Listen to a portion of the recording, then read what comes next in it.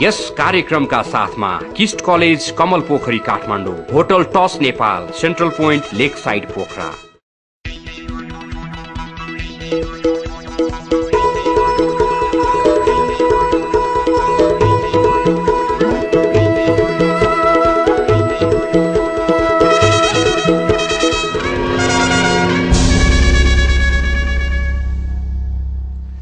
नमस्कार, पर्यटन अभियानको नयाँ मार्गमा तपाईलाई स्वागत छ। म सुनिल कोइराला। पर्यटन प्रवर्धन र विकासका लागि हाम्रो सक्रिय प्रस्तुति हो कार्यक्रम पर्यटन अभियान।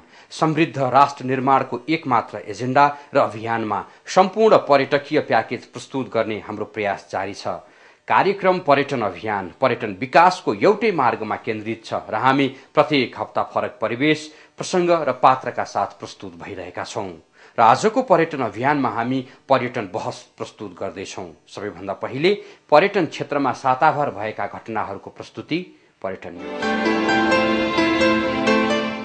गाउँ पर्यटन प्रवर्धन मञ्च पेट्रोफ नेपालको अध्यक्षमा चित्रबहादुर गुरुङ निर्वाचित हुनुभएको छ। सङ्घको बिहिबार सम्पन्न 18औं वार्षिक साधारण सभा तथा निर्वाचनले गुरुङलाई अध्यक्षमा निर्वाचित गराएको हो।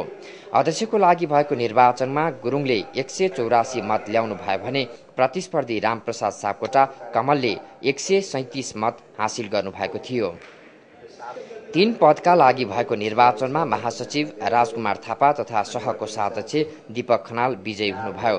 प्रथम उपाध्यक्ष ध्रुव सिमखडा, द्वितीय उपाध्यक्ष दामोदर दाहाल तथा कोषाध्यक्ष राजेन्द्रमान डङ्गोल निर्विरोध निर्वाचित हुनुभयो। निर्वाचित अन्य सदस्यहरूमा दीपक दाहाल, टीकादत्त बाराकोटी, कृष्णबहादुर सुवेदी, गगनराज न्यौपाने र इन्द्रबहादुर राई रहनु भएको छ। सोही दिन पेटोफ डे समेत मनाइएको थियो। यहाँको यो कार्यक्रम सफल होस् भन्ने शुभेच्छा व्यक्त गर्दै यो थियो पर्यटन न्यूज। अब हामी पर्यटन बहस प्रस्तुत गर्दैछौं। पर्यटन विकासका लागि सबैभन्दा महत्त्वपूर्ण पाटो शान्ति र सुरक्षा हो। जहाँ शान्ति छैन र पर्यटक सुरक्षित रूपमा घुमफिर गर्न पाउँदैनन्, त्यहाँ कहिले पनि पर्यटनको विकास हुन सक्दैन। नेपाल आएका पर्यटकहरू हराउने र लुटिने क्रम बढिरहँदा आज हामीले सुरक्षित पर्यटनका विषयमा कुरा गरेका छौं। आज हामी यो बहसमा सुरक्षित पर्यटनको बहस गर्दैछौँ र बहसका पात्रहरू एकजना प्रहरी निरीक्षक इन्सपेक्टर वसुन्धरा खड्का, जो पर्यटक प्रहरीहरूको नेतृत्व गरिराख्नु भएको छ, र अर्को पात्र trekking agencies association of Nepal प्राणका कोषाध्यक्ष गोपाल बाबु श्रेष्ठ। उहाँहरू दुईजनासँग सुरक्षित पर्यटनका विषयमा बहस गर्दैछौँ। बहसको सुरुवात इन्सपेक्टर साहबबाट। पर्यटक प्रहरी भने चाहिँ विशेष त पर्यटककै सुरक्षाको लागि हैन? के गर्छ पर्यटक प्रहरीको जिम्मेवारी चाहिँ के हुन्छ? पर्यटक प्रहरीको अवधारणा 2035 सालमा यसको स्थापनादेखि नै सुरुवात भएको हो र त्यतिखेर 7 जना प्रहरी लिएर पर्यटक प्रहरीले चाहिँ नि काम निर्वाह गर्दै आइरहेको दौरानमा अहिले आएर 227 जनाको कुल दरबन्दी क्षमतासहित पर्यटक प्रहरीले काठमाडौँ उपत्यकामा मात्र नभई नेपालको विभिन्न पर्यटकीय गन्तव्य स्थानहरूमा आफ्नो कार्यकौशलता, आफ्नो कर्तव्य चाहिँ निर्वाह गर्दै आएको छ। कतिको सुरक्षित महसुस गर्न सकिरहेका छन् पर्यटकहरूले? कम्प्लेनहरू आउँछ कि आउँदैन? कम्प्लेन त आउँछ नै। पर्यटक सर्वप्रथम त 7 जनाबाट जुन 227 जना यो 35 वर्षको यसको समयावधिमा चाहिँ नि पर्यटक प्रहरीले पनि छ है। नेपालमा रेगुलर पुलिसिङ बाहेक टुरिस्ट पुलिसले पनि आफ्नो भूमिका निर्वाह गर्दै आएको छ र यो चाहिँ टुरिस्टकै सेवाको लागि हो। टुरिस्टलाई एउटा सुरक्षित, मर्यादित र एउटा चाहिँ नि बिना हैरानीको चाहिँ नि पर्यटकीय चाहिँ नि उनीहरूले अवलोकन गर्न सकौँ, पर्यटकीय चाहिँ नि गन्तव्यहरूमा चाहिँ नि आफ्नो भनौँ न भ्रमणलाई चाहिँ नि पर्यटनको चाहिँ नि आनन्द जुन उद्देश्यको लागि उनीहरू आएका थिए त्यसको चाहिँ फुलफिलमेन्टको लागि चाहिँ उनीहरू चाहिँ सुरक्षित हौँ भन्ने उद्देश्यले चाहिँ यो स्थापना भयो। र अहिले जुन रिपोर्टिङ चाहिँ नि बढ्दो छ, जुन हाम्रो पर्यटक प्रहरीको चाहिँ हेड अफिस भृकुटी मण्डपमा छ, जुन त्यहाँ आउने पर्यटकहरूको सङ्ख्या र अन्य जुन हाम्रो उपत्यका बाहिर 12वटा स्थानमा र उपत्यकाभित्र केन्द्रीय कार्यालय लगायत अन्य 6 स्थानमा जुन पर्यटकीय प्रहरीहरूको बिटहरू स्थापना भएको छ, यहाँ आउने पर्यटकहरूको उजुरी, पर्यटकहरूको गुनासो अथवा पर्यटकहरूले सहयोगको अपेक्षा लिएर जुन आउँछन्, यसबाट नै पर्यटकहरूलाई अब केही हदसम्ममा चाहिँ पर्यटक प्रहरी पनि छ, यसले हाम्रो मद्दत गर्छ अथवा सहयोग गर्छ, यिनीहरू हाम्रै सहयोगको लागि हुन् भन्ने कुरा चाहिँ थाहा भइसकेको अवस्था छ। गोपाल बाबु सर, अलिकति पर्यटक प्रहरीको प्रभावकारिता भनौँ न, तपाईहरु त फिल्डमा हिँडिराख्नुहुन्छ, कतिको देखिया छ? केही न केही हदसम्म सुरक्षित महसुस गर्ने मौका चाहिँ पाएका छौँ र पर्यटकले पनि त्यो मौका पाएको छ भन्ने लाग्छ। पहिलो कुरो त नेपाल एउटा अर्धविकसित देश हो। हाम्रो संरचना विकसित देशको तुलनामा कमजोर छ र हामी सबैले जानकारी भएको कुरो हो। यो पुलिसको कुरो मात्रै नभएर अन्य चिजको अन्य कम्पोनेन्टहरू पनि जोडिएको छ यसमा। स्थानीय बासिन्दादेखि लिएर वन्यजन्तुदेखि लिएर र अन्य चाहिँ होटलका कुराहरू भए, खानापिना ठाउँकाहरू कुराहरू भए, यो विभिन्न चिजहरूको कम्पोनेन्ट जोडिएको छ। यसको मतलब पर्यटक प्रहरीले मात्रै र व्यवसायीले मात्रै सबै कुरो गर्न सक्छ, सुरक्षित प्रदान गर्न सक्छ, सुरक्षाको महसुस दिलाउन सक्छ भन्ने चाहिँ हामीलाई लाग्दैन। सबै कुरोको चाहिँ यो कम्पोनेन्टले काम गर्यो भने मात्रै हुन सक्छ। हिजो आज पर्यटकहरू चाहिँ बढी हराइराखेको घटनाहरू सार्वजनिक भइरहेछ। यो चाहिँ दोष तपाईँ व्यवसायीहरूलाई जान्छ कि नेपाल प्रहरीलाई जान्छ कि उहाँहरू जस्तो पर्यटक प्रहरीलाई जान्छ? यसलाई नै भने इन्डिकेट गर्न सकिँदैन। अघि मैले भने जस्तै नेपालको चाहिँ सन्दर्भमा यसकै कारणले होला भन्न सकिँदैन। तर यसलाई सुरक्षित गन्तव्य बनाउनको लागि चाहिँ सबैको भूमिका उत्तिकै सबैले उत्तिकै भूमिका निर्वाह गर्नुपर्छ। सबैजनाको भूमिकाहरू कमजोर भइरहेछ। नेपाल सरकारकै यो रेकर्ड पर्यटक वार्षिक रूपमा यतिजना हराउँछ, यतिजना लुटिन्छ, यतिजना पर्यटकहरू चाहिँ इलिगल काम गर्छन् अथवा लागु औषध कारोबारमा संलग्न हुन्छन् भन्ने खालको रेकर्डहरू हुन्छ तपाईहरुसँग? छ। हामीसँग चाहिँ पर्यटक प्रहरी भनेर जुन स्थापना भएको छ, उसको उद्देश्य चाहिँ नि खालि पर्यटकलाई सुरक्षाको अनुभूत गराउने भनेर पेट्रोल मात्र होइन, गस्ती मात्र होइन र उनीहरूलाई इन्फर्मेसन दिने मात्र नभएर उनीहरूमाथि भएका यस्ता दुर्घटनाहरूको अभिलेख पनि हामी राख्छौँ। कति हराउँछ वार्षिक पर्यटक, नेपाल आएका पर्यटक? अहिलेसम्म हाम्रो तथ्याङ्कले जुन अब यसमा एक्सपिडिसनको कुरा पनि हुने रहेछ, ट्रेकिङ जाँदाखेरि हराउने कुराहरू भनेर एक्ज्याक्ट यति हराउँछन् भन्ने कुरा चाहिँ हाम्रो रेकर्डमा नआएको हुन सक्छ। कतिपय कुराहरू चाहिँ इन्फर्मेसन सेयरिङको ल्याकिङ्स पनि छ। किन आइपुग्दैन? तपाईँहरूको पहुँच चाहिँ कमजोर भयो? हाम्रो पहुँच कम भन्दा पनि यही एउटा इन्फर्मेसन सेयरिङ मेकानिजम एउटा बलियो हुन नसकेको अवस्था छ र यही विषय मात्रै किन पर्यटक हराउँछन् र यिनीहरू हराएका पर्यटकको रेस्क्यु र अथवा खोजीको लागि चाहिँ हामी कसरी चाहिँ हाम्रो मेकानिजमलाई एक्टिभ गर्न सक्छौँ भनेर गत महिना असारको अन्तिम साता प्रहरी प्रधान कार्यालयमा एउटा बृहत छलफल भएको थियो र त्यसमा चाहिँ नि यसको फाइन्डिङ्स पनि के भएको थियो भने यसमा चाहिँ एउटा सेयरिङ मेकानिजम तर बलियो हुनु पर्यो। त्यसमा चाहिँ प्रहरी मात्र नभएर यसमा त एउटा टुरिस्टसँग त एउटा टुरिस्ट गाइडको भरमा ऊ चाहिँ नि ट्राभल गरिरहेको हुन्छ र त्यो टुरिस्ट गाइडलाई यो हराएको खण्डमा मैले कहाँ इन्फर्मेसन दिनुपर्छ, मैले कुन कुन निकायलाई खबर गर्नुपर्छ भन्ने कुरा पनि थाहा नभएको र उसले चाहिँ आफ्नो ट्राभल एजेन्सी मार्फत जुन एजेन्सी मार्फत गएको हुन्छ उसलाई आएर खबर गर्ने र कतिपय अवस्थामा ट्राभल एजेन्सीहरूलाई पनि यो कुरा त जेन्युन कुरा हो, एउटा हराएको मान्छेको चाहिँ हामीले चाहिँ रेकर्ड चाहिँ पुलिसलाई दिनुपर्छ है भन्ने कुराको पनि अलिकति नभएको अवस्थामा अब चाहिँ हामी पनि एउटा ब्रडर एक्सपेक्टमा गएर चाहिँ यो कुराको जानकारी चाहिँ टुरिस्ट पुलिसमा आउनुपर्छ अथवा हाम्रो पुलिसलाई चाहिँ खबर गर्नुभयो भने हामीले अपडेट चाहिँ राख्न सक्छौँ। होइन भने अहिले अन्दाजमा यति भन्ने चाहिँ एउटा मात्रै सङ्ख्या भयो। हराएका पर्यटकहरू मध्ये कति प्रतिशत पर्यटकहरू चाहिँ फेला पर्छन्? फेला परेका घटनाहरू पनि छन्। टानले ट्रेकिङमा जाँदाखेरि हराएको पर्यटकहरू खोज्नको लागि पहल गर्छ। नेपालमा ट्रेकिङ एजेन्सी मार्फत ट्राभल एजेन्सी मार्फत गएको पर्यटक हराएको रेकर्ड चाहिँ छैन। हजुर, अहिलेसम्म हामीलाई हुनसक्छ तर हाम्रो जानकारीमा आएसम्म ट्रेकिङ एजेन्सी मार्फत गएको ट्राभल एजेन्सी मार्फत चाहिँ सञ्चालन भएको पर्यटक हराएको छैन। हराएको भए या कुनै बिरामी भए कुनै चाहिँ मृत्यु भएको भए त्यो जानकारी हुन्छ सरकारलाई। तर आफै जाने इन्डिभिजुअल टुरिस्टहरू चाहिँ हराएको रेकर्ड छ। आफै जान पाउने व्यवस्था पनि छ है? छ। यो व्यवस्थालाई चाहिँ निराकरण गर्नुपर्छ, यो व्यवस्था बन्द गर्नुपर्छ भनेर नेपाल सरकारसँग र सम्बन्धित निकायसँग तानले व्यवसायीहरूले विभिन्न चरणमा छलफल गर्यौं।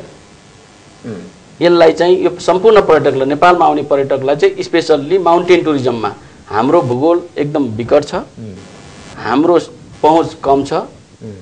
त्यहाँ चाहिँ पर्यटक लानको लागि, ट्रेकिङ जानको लागि, एक्सपिडिसन जानको लागि एक्सपिडिसनमा त जानैपर्छ, नेपाली सहयोगी जानैपर्छ। ट्रेकिङमा चाहिँ नजाँदा पनि हुन्छ, नलाँदा पनि हुन्छ। त्यो व्यवस्था ट्रेकिङमा अहिले 10 वर्षको चाहिँ रेकर्डमा 18 जना हराएछ भने त्यसलाई चाहिँ 10 जनाको चाहिँ 18 जनाको चाहिँ जीवनको मूल्य त तिर्न सकिँदैन नि। त्यही कारणले हामीले के भन्दै आइरहेको छौँ भने प्रत्येक पर्यटकले एकजना नेपाली सहयोगी, त्यो भरिएको रूपमा होस् या गाइडको रूपमा होस्, उसले चाहिँ लानुपर्ने बाध्यकारी नियम बनाउनु पर्यो। यो आवश्यक छ नेपालको लागि। सुरक्षित गन्तव्य हो भनेर विश्वलाई चिनाउनको लागि एउटा सुरक्षित गन्तव्य भनेर चिनाउन सकिन्छ। अर्को, हाम्रो नेपाली दाजुभाइहरूले इन्कम जेनेरेट गर्छ, काम पाउँछ। खड्काज्यू, हराएका पर्यटकहरू के कारणले हराउँदा रहेछन्? चोरीका कुराहरू, उनीहरूको लुटपाटका कुराहरू होइन, उनीहरू स्वतः आफै चाहिँ हराइराखेका छन् कि लुकिराखेका छन् कि, अथवा बलात्कारहरू भएर चाहिँ मारिराखेको अवस्था छ कि? प्रायः जसो हराएका पर्यटकहरू चाहिँ इन्डिभिजुअली, त्यो पनि ट्रेकिङ रुटहरूमा हराइरहेको अवस्था छ। अहिले पहिलो चरणमा निकालेको निर्क्युल अनुसार चाहिँ नि अब उपरान्त तिनीहरूको खोजी कार्य त जारी छँदैछ। हामीले अहिले पनि एम्बेसीहरूसँग, उनीहरूका परिवारहरूसँग के कस्ता इन्फर्मेसनहरू लिन सकिन्छ र हाम्रा सम्बन्धित युनिटहरू जहाँबाट उनीहरू अन्तिम पटक देखा परेको भन्ने युनिटहरूसँग पनि अझै केही फर्दर इन्फर्मेसन छ कि, उनीहरू आबद्ध भएको ट्रेकिङ एजेन्सिजहरू र टुर गाइडहरूको पनि अन्तिम उनीहरूसँगको के थियो अवस्था, त्यसबारे पनि हामी जानकारी राख्दैछौँ। त्यसको पनि अभिलेखीकरण हुँदैछ।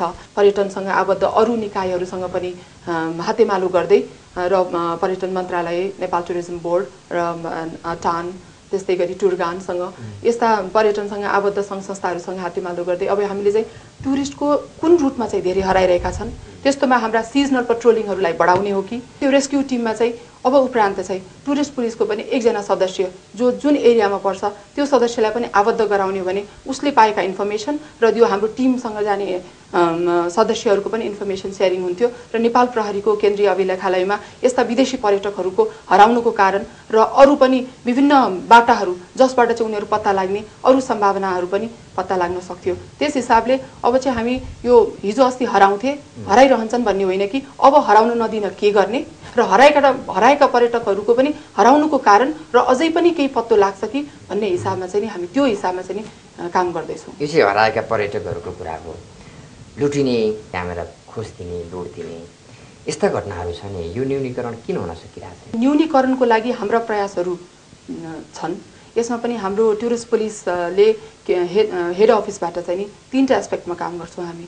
एउटा चाहिँ नि हाम्रो प्रिभेन्सन मेकानिजममा र प्रमोसन मेकानिजममा, त्यसमा चाहिँ नि यस्ता घटनाहरूलाई प्रिभेन्ट गर्न के गर्न सकिन्छ त्यसमा पनि हामीले 2-4वटा तालिमहरू पनि, जुन तपाईँले भन्नुभयो पाटन मङ्गलबजारमा हाम्रो टुरिस्ट पुलिस युनिट त्यहाँ बिट छ र त्यो त्यहाँ भएको बिटले र केन्द्रसँग समन्वय गरेर यस्ता हाते व्यापारीहरू र त्यो टुरिस्ट गाइडहरूलाई चाहिँ नि टुरिस्टलाई यस्ता ह्यासल फ्री अथवा यस्ता ह्यारासमेन्टहरूलाई न्यूनीकरण गर्नको लागि चाहिँ नि के गर्न सकिन्छ, टुरिस्टलाई कस्तो बिहेभियर दिने भन्ने खालका ओरिएन्टेसन प्रोग्रामहरू हामीले गर्दै आएका थियौँ पछिल्ला वर्षहरूमा पनि र यो वर्ष पनि हाम्रा त्यस्ता प्रोग्रामहरू छन् नै र यसले निश्चय नै यस्ता घटनाहरूमा कमी आउँछ र कतिपय अवस्थामा चाहिँ हजुर कतिपय अवस्थामा घटनाहरू बढेको जस्तो देखिन्छ। यो पनि हुन सक्छ कि टुरिस्टहरू अवेर भएर उनीहरूले रिपोर्टिङ गर्ने, हिजो अस्तिका दिनमा सानो आइफोन न हो, एउटा मोबाइल फोन न हो, म छोडेर जान्छु भन्ने अवस्था थियो भने अहिले पुलिस छ खोजिदिन्छ भनेर रिपोर्टिङ गर्ने एउटा अवेरनेसको कारणले पनि रिपोर्टिङ बढेको पनि हुन सक्छ। यसरी पर्यटकहरू घुमिराखेको अवस्थामा लुटिँदा, आफ्नो सामानहरू चोरिँदा, हराउँदा यसको म्यासेज चाहिँ जुन देशको पर्यटक हराएको छ त्यो देशमा अथवा विश्वभर नै भनौँ न, जहाँ चाहिँ हामीले टुरिज्मको प्रमोसन गरिरहेका छौँ, कस्तो पर्छ? यसो पक्कै पनि यसो नकारात्मक असर पर्छ। त्यो सानो होस् या ठुलो चिज हो, कुनै ठाउँमा गएर त्यसो लुटिन्छ, हराउँछ भन्ने, हराएर फेला पार्दैन भन्ने त्यसको मेसेज राम्रो त पक्कै पनि जाँदैन। यसै नकारात्मक त छँदैछ। त्यो आफै हराउनु र लुटिनुमा फरक छ फेरि। तर अब त्यो तपाईँले भन्नुभयो जस्तै यो चाहिँ जुन सम्बन्धित हाम्रो चाहिँ पर्यटकीय क्षेत्रमा जुन किसिमको हाते व्यापारीहरू, त्यहाँको चाहिँ लोकल जुन चाहिँ गाइडहरूबाट जुन किसिमको ह्यारेसमेन्ट हुन्छ त्यसले चाहिँ नराम्रो असर पार्छ। त्यहाँ जानी नजानी त्यहाँ राम्रा मान्छेहरू पनि हुनुहुन्छ, त्यहाँ नराम्रा मान्छेहरू पनि त्यही ग्रुपमा इन्भल्भ छन्। त्योबाट फाइदा लिने, म उहाँहरूलाई नै म 100% नराम्रो भन्दिनँ, अब त्यहाँ रोजगारको एउटा चाहिँ कारणले बेरोजगारको समस्याको कारणले विभिन्न चाहिँ कारणले उहाँहरू त्यसरी लागिरह होला भन्नु सक्छ। त्यसलाई मर्यादित बनाउनको लागि हामीले पर्यटन व्यवसायीहरूले अब मन्त्रालयले भनौँ सरकारले भनौँ कुन कुन निकाय त्यसमा इन्भल्भ छ त्यसले चाहिँ मर्यादित बनाउने एउटा वातावरण सिर्जना गर्नुपर्छ भन्ने लाग्छ हामीलाई चाहिँ। खड्काज्यू यसलाई हटाउन सकिँदैन जस्तो ह्यासलिङ गर्ने एउटा हातभरि माला बोक्ने यतापट्टि चाहिँ एउटा कपडाहरू बोक्ने अनि पर्यटकको पछि दौडिने फोटो खिच्न लाग्छ भने तान्दिने होइन मेरो सामान किन भन्ने 2 जना 4 जना जाने घेर्ने यस्तोलाई चाहिँ तत्काल हटाउन सकिँदैन। यो त त्यति ठुलो समस्या हो जस्तो लाग्दैन। यस्ता खालका ह्यासलिङहरू देखियो यस्ता खालका हरासमेन्ट देखियो भने त्यो एउटा त फर्स्टमा त एउटा सिभिक सेन्स भन्ने कुरा हो। त्यो हाते व्यापारीले आफैले सोच्नु पर्यो कि मेरो यो किसिमको व्यवहारले यो किसिमको हरासमेन्टले यो किसिमको कुनैले नसोचेपछि हजुर तपाईहरु बर्दिलाको प्रहरीले अनि हामी बर्दिलाका प्रहरीहरू त्यहाँ खटिएका प्रहरी जो जसको छ यसको पनि जिम्मेवारी हो। हाम्रो जिम्मेवारी उनीहरूलाई यस्ता घटनाहरूलाई न्यूनीकरण गर्ने र सकेसम्म चाहिँ यस्ता घटनाहरूलाई त्यहाँबाट हटाउने नै हो। र त्यसको लागि चाहिँ नि हाम्रो एक्सन त छ नै। के रे 227 जना पर्यटक प्रहरीले पुग्छ नेपालमा आउने वार्षिक 8 लाख पर्यटक नै त्यो त पुग्दैन, निश्चय नै पुग्दैन। तर अहिले हामीले सन्तोष कहाँबाट लिन सकिन्छ भन्दाखेरि जुन 67,000 प्रहरी छ नेपाल प्रहरीको एउटा जुन हाम्रो रिसोर्स त्यो रिसोर्स पनि त ब्याकअपमा छ नि। अहिलेको अवस्थामा रेगुलर पुलिसले चाहिँ कहिलेकाहीँ टुरिस्टका समस्याहरू आयो उनीहरूले ह्यान्डलै गर्न नसकेको बेलामा चाहिँ हाम्रो टुरिस्ट पुलिसबाट सहायता लिने त्यो किसिमको एक किसिमको कोअर्डिनेसन र कोअपरेसन हामीले काम गरिरहेको अवस्था छ। तर पनि अब स्तर वृद्धिका कुरा अब रिसोर्स म्यानेजमेन्टका कुरा अथवा रिसोर्सेसहरूको वृद्धिका कुरा यस्तो कुरा त निश्चय नै त्यो भयो भने झनै राम्रो हुन्छ। तपाईँ आउनुभन्दा अगाडि एकजना इन्सपेक्टरले मलाई दुखेसो गर्नुभएको थियो हामी चाहिँ मन्त्रालयको स्टाफ पनि होइन फेरि स्टाफ पनि हो नेपाल प्रहरीको एकजना सदस्य प्रहरी पनि हो तर फेरि होइन पनि जस्तो भएको छ। एकदमै हामी चाहिँ ढोलमुलमा छौँ यताको कि उताको कताको भन्ने जस्तो भइरहेको छ भन्नुभएको थियो। के भन्नुभयो? गृह मन्त्रालय प्रहरी प्रधान कार्यालय अन्तर्गत नै हो टुरिस्ट पुलिस। त्यसमा अविभागले डाइरेक्ट मोनिटरिङ गर्छ हाम्रो अपराध अनुसन्धान विभागले र त्यसमा पनि हाम्रो चाहिँ नि अब अपराध अनुसन्धानको कुरा भएको हिसाबले अब विभिन्न ठाउँहरूमा चाहिँ नि टुरिस्टहरूमाथि दुर्घटनाहरू हुन सक्छन्। उनीहरूका गुनासाहरू आएको कारणले सम्बन्धित युनिटहरूसँग कोअर्डिनेसन गर्नुपर्ने भएको कारणले हामी प्रहरी आयुक्तको कार्यालयसँग पनि एकदमै नजिक भएर काम गर्नुपर्ने हुन्छ। त्यहाँ पनि हाम्रो रिपोर्टिङ हुने भयो। र अर्को कुरा प्रहरी परिसर काठमाडौँ ललितपुर र भक्तपुरसँग पनि एकदम क्लोजली काम गर्नुपर्छ किनकि मैले अघि पनि भनिहालेँ त्यहाँको प्रिभेन्सन पार्ट 2 जना त्यहाँ खटिएका प्रहरीले त सक्दैनन्। त्यसमा कहिलेकाहीँ हाम्रा रेगुलर पुलिसहरूसँग पनि हामीले कोअर्डिनेसन गरेर अब त्यो हाते व्यापारीका हरासमेन्टहरू त्यहाँ अब इभन एकदमै अत्याधिक मापस्य गरेका टुर गाइडहरू पनि भेटिने गरेका अवस्थाहरूमा यसमा चाहिँ नि हाम्रो रेगुलर पुलिसले हामीलाई सहयोग गर्ने अवस्था भयो। र अर्को कुरा पर्यटन मन्त्रालयसँग सुरुको हाम्रो भनौँ न यो दरबन्दी नै पर्यटन मन्त्रालय अन्तर्गत चाहिँ नि पर्यटन उद्योग महाशाखा अन्तर्गत रहने गरी भनेर 7 जनाको जुन 35 सालमा चाहिँ नि त्यो भयो। त्यसपछिदेखि चाहिँ हाम्रो तलब रासन र भत्ता अरू अलाउन्सेसहरूदेखि लिएर हाम्रा यो बजेटेरियल पार्ट र म्यानेजरियल पार्ट पनि पर्यटन मन्त्रालयसँग आबद्ध हुन्छ। पर्यटन मन्त्रालय पनि पर्यटन उद्योग महाशाखासँग तर कोअर्डिनेसन त हामीले टुरिज्म बोर्डसँग लगायत इभन काउन्सिलर एम्बेसी र पर्यटनसँग आबद्ध जस्तै टान भयो टुरगान अब हाम्रो ठमेलको लागि हामीले ठमेल टुरिज्म बोर्ड अब महानगरपालिकाहरू यी सबैसँग गर्नु पर्ने हुन्छ। बढी त हाम्रो नेपाल प्रहरीको काम हामीले नेपाल प्रहरी अन्तर्गत नै गृह मन्त्रालय अन्तर्गत नै हामीले काम गरेर हुन्छौँ र यो हाम्रो एउटा पोस्टिङ मात्रै हो। गोपाल बाबु सर अब अलिकति प्रभावकारी बनाउनको लागि पर्यटक प्रहरीको उपस्थिति र पर्यटकलाई एउटा नेपाल आइसकेपछि म चाहिँ सुरक्षित छु म चाहिँ फ्रीली घुम्न पाउँछु घुमफिर गर्न पाउँछु भन्ने खालको एउटा वातावरण बनाउनको लागि अझै के गर्नु पर्ला? पक्कै पनि नेपाल पर्यटन प्रहरीको क्षमता अभिवृद्धिको जरुरी छ। उहाँहरूले वर्दी लगाएर आउनु भएको छ। उहाँहरूका त्यो ल्याकत र ताकत सम्पूर्ण व्यक्तिगत रूपमा हुँदै पनि एउटा कुरोको चाहिँ केही कुराको ल्याकअप देखिन्छ। यसमा वेल इक्विपमेन्टको निकै जरुरत छ। सायद इन्सपेक्टर साहबले त्यो महसुस गरिरहनु भयो होला। एउटा प्रहरी सपोज मान्नुहोस् जमसममा गएर बस्नु भएको छ हाम्रो पोस्टिङ छ जमसममा थोरङलामा केही समस्या पर्यो भने उपाय छैन। उहाँहरू दौडेर जाँदाखेरि 2 दिन लाग्छ। उहाँ आफै बिरामी हुन सक्नुहुन्छ। त्यो प्रहरी आफै बिरामी हुने अवस्थाको त्यो भूगोलले त्यो भूगोलको अवस्था त्यस्तो छ। उहाँ आफै हराउन सक्ने चाहिँ अवस्था चाहिँ को भूगोल छ। भने त्यसलाई ओइल इक्विप कसरी गर्ने, उहाँ त्यो जमसममा बसेर उहाँले हेर्नभन्दा अर्थ केही गर्न सक्ने अवस्था छैन। उहाँ चाहना हुँदै पनि गर्नुपर्छ भन्ने, त्यहाँलाई रेस्क्यु गर्नुपर्छ, त्यहाँ खोज्न जानुपर्छ, बुझ्न जानुपर्छ भन्ने हुँदै पनि मुखदर्शक हुनुभन्दा उपाय छैन because of lack of equipment. यो आवश्यकता छ। त्यसको मतलब उहाँ त्यो बस्नको लागि त अरू चाहिँ रेगुलर प्रहरी पनि हुनुहुन्छ त्यहाँ, उहाँहरूको विशेष भूमिका दिएर चाहिँ मन्त्रालयले, गृह मन्त्रालयले, पर्यटन मन्त्रालयले विशेष भूमिका दिएर पठाउनु भएको छ भनेपछि त्यसलाई चाहिँ पूर्ण गर्नको लागि ओइल इक्विपमेन्टको जरुरी छ। यदि नेपालमा पर्यटक प्रहरीलाई चाहिँ सक्षम बनाउने हो भने यसको चाहिँ ऊ पनि थप्नुपर्छ, सङ्ख्या पनि थप्नुपर्छ, अन्य क्षेत्रमा पनि यस्तो विस्तार हुनुपर्छ, ओइल इक्विपमेन्ट हुनुपर्छ। खरेजी उहाँले भन्नुभएको ठिकै हो है, ठिकै मात्र होइन, ठिक हो। टुरिस्ट पुलिस चाहिँ जब स्ट्रङ हुन्छ अथवा उनीहरूको स्ट्रेन्थ चाहिँ बढ्छ त्यति नै उनीहरूको सर्भिस डेलिभरी पार्ट पनि स्ट्रङ हुन्छ र त्यो सर्भिस डेलिभरीलाई चाहिँ स्ट्रङ गराउनको लागि निश्चय नै वेल इक्विप्ड हुनु पर्यो। त्यस्तै गरी इनफ म्यान पावर पनि हुनु पर्यो, ह्युमन रिसोर्स पनि त्यही हिसाबले हुनु पर्यो। गोपाल सर, जस्तो प्रहरी र टानले सहकार्य गरेर सुरक्षित पर्यटनको लागि एउटै बाटोमा भनौँ न, एउटै अभियानमा सँगै हिँड्न सक्छ कि सक्दैन? सकिन्छ, यो अति आवश्यक पनि छ। हामी टान चाहिँ विशेषतः पर्वतीय पर्यटनसँग सम्बन्धित व्यवसायीहरूको संस्था भएको कारणले हामीले पर्यटक प्रहरीसँग गत साल पनि कुरा गरेका थियौँ, हामी बिच छलफल भएको थियो। टान र पर्यटक प्रहरी बिच के कुरामा चाहिँ छलफल गरेर के कुरा कोर्डिनेसन गरेर के कुरा सहकारी गरेर जान सकिन्छ भन्ने कुराहरू भएको थियो।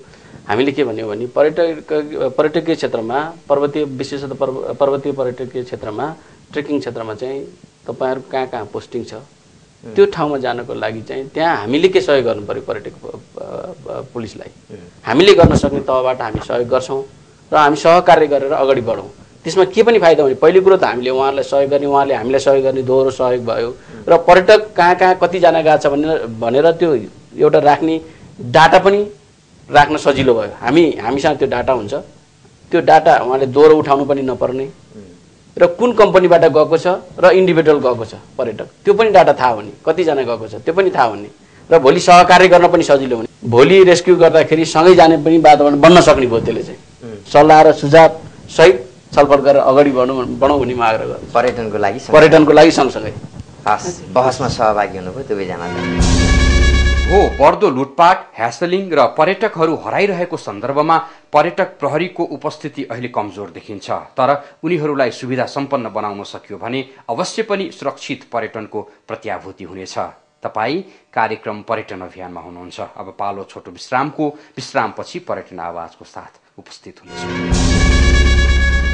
KIST College Kamalpokri, that has been delivering excellent education quality since 19 years, announces admission open for +2 Science and Management and TU affiliated programs of BBA, BIM, BBS, MBS and BSc MSc Microbiology. Also inviting applications for BIT. KIST College Kamalpokri, phone 4434 990 4434 178.